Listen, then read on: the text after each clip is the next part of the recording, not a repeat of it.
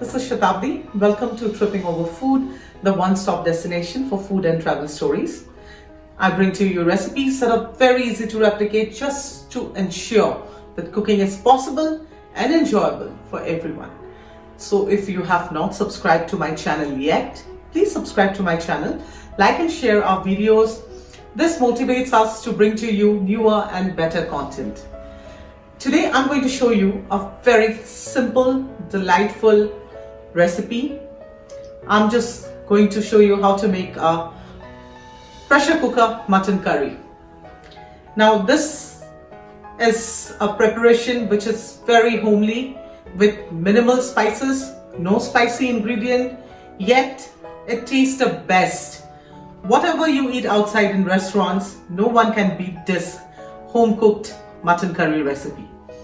So before taking you through the recipe, I want to give you a brief background of the recipe. This mutton curry is very popular in the eastern part of India. Bihar, Odisha, West Bengal, Assam. Because the most unique part of this recipe is we add potatoes to the curry, which makes it even better. There are some people who prefer eating the potato along with the curry instead of the mutton pieces. So you can imagine how delightful it is. And there's another thing which I would like to bring to notice is, back in India, we knew mutton means goat meat. But after coming to Johannesburg in South Africa, there is a clear distinction between mutton and goat meat. Mutton is generally the meat of the sheep, or that is the lamb meat is called mutton. And when you want a goat meat, you have to particularly tell your butcher that you want a goat meat. And so today what I'm cooking is mutton curry using goat meat. The first step is a basic marination. Here we have 500 grams of mutton cut into curry cuts. We have some mustard oil. I'll be using around 3 teaspoons of mustard oil, 1 teaspoon of red chili powder, 1 teaspoon of salt, and 1 teaspoon of turmeric powder. We are going to mix all the ingredients together and marinate the mutton for overnight. This helps to tenderize the mutton. Now we'll add the ingredients one by one.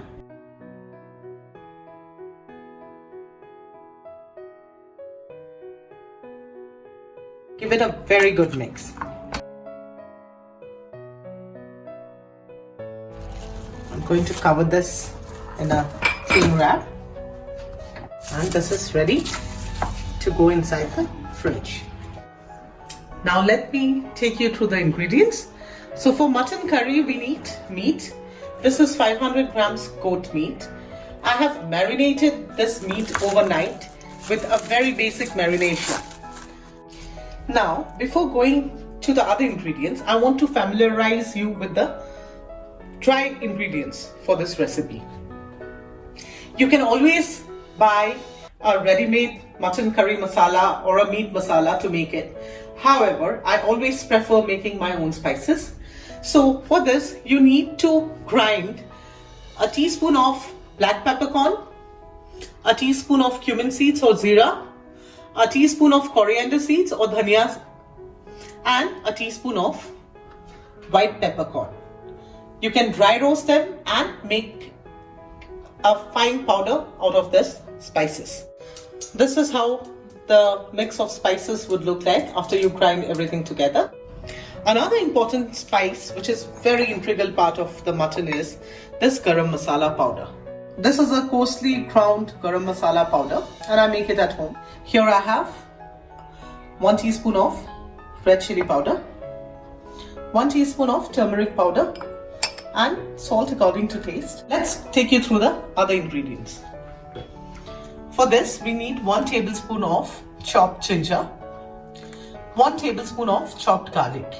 You can always use a ginger garlic paste, but like I always tell you, I prefer using the chopped ginger and the chopped garlic because this brings out the best flavor in your curry. The next ingredient is tomatoes. Here I have around 50 grams of chopped tomatoes. This is 100 grams of chopped onions. Mustard oil is very important. I always prefer this home style mutton curry using mustard oil. Finally, the main ingredient, often called the show stealer, are these potatoes. You can use as many potatoes as you want, depending on your preference. I have used here 2 big potatoes cut into half. We are going to make this curry in a pressure cooker. We are not going to use multiple vessels. Most of the time, they fry the mutton or the meat along with the spices in a pan and then transfer this to a pressure cooker, because goat meat or mutton needs to be pressure cooked. I'm going to do the entire process in a pressure cooker just to make it more simple. So I have put a pressure cooker for heating, where I'm going to add around 4 to 5 tablespoons of oil.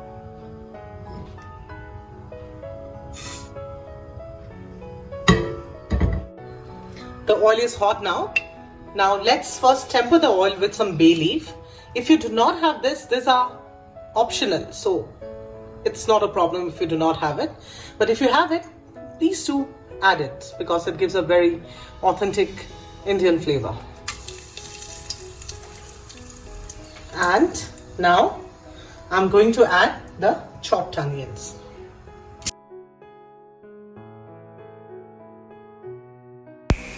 Saute the onions for 2 minutes, after which we will add the ginger and garlic. After frying the onions for 2 minutes, add the chopped ginger and chopped garlic.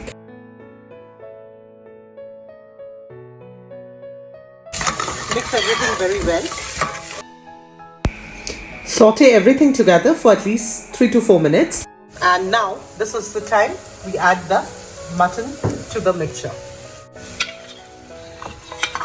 We are adding the marinated mutton. Now, it's time to give everything a very good mix. After mixing the mutton with chopped ginger, garlic and onion and cooking them for around 3 to 4 minutes, now we are going to add all the spices together. Like I told you, this is a very homely recipe with no fancy items and no fancy way of cooking. So there is no right or a wrong way of adding the ingredients. So let's start adding the ingredients, dry ingredient now. I'm adding the chili powder, the turmeric powder, and I'm going to add only half a teaspoon of salt, because we have already added salt while marinating the mutton. After tasting, if more salt is required, I'm going to add it at the end. After adding the dry ingredients, give it a very good mix. At this stage, I'm going to add the chopped tomatoes as well. Now let everything blend together and release the flavor. Just do not leave it unattended so that the mutton doesn't stick to the pan or the cooker. So be very careful. At this stage, we are going to add our spice mixture.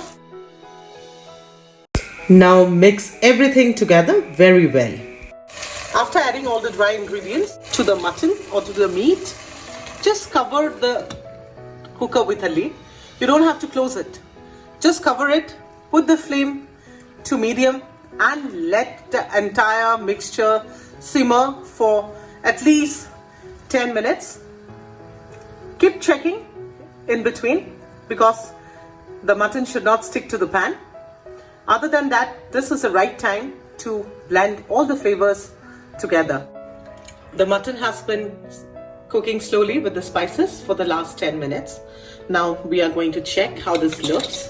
If you look from close, you can see the mixture has released oil, which indicates the mixture is cooked.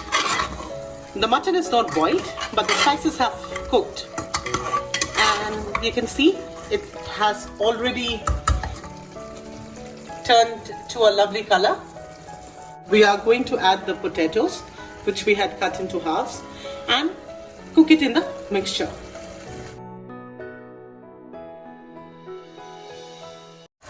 After mixing the potatoes and the meat along with the spices, we are going to repeat the same step.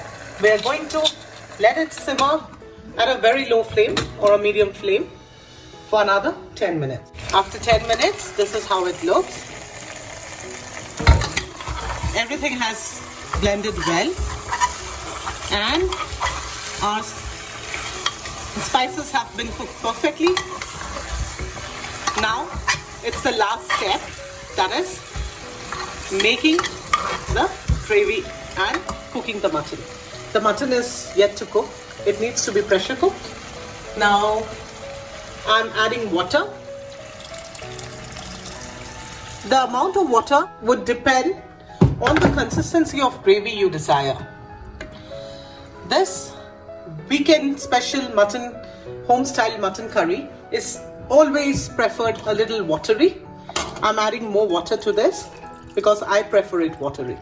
If you want it a little thicker, you can add a little less water. Now we have to pressure cook the mutton. This also depends on the type of meat you are using. Lamb takes longer to cook than goat, and if you're cooking goat, the average time is around 4 to 5 whistles.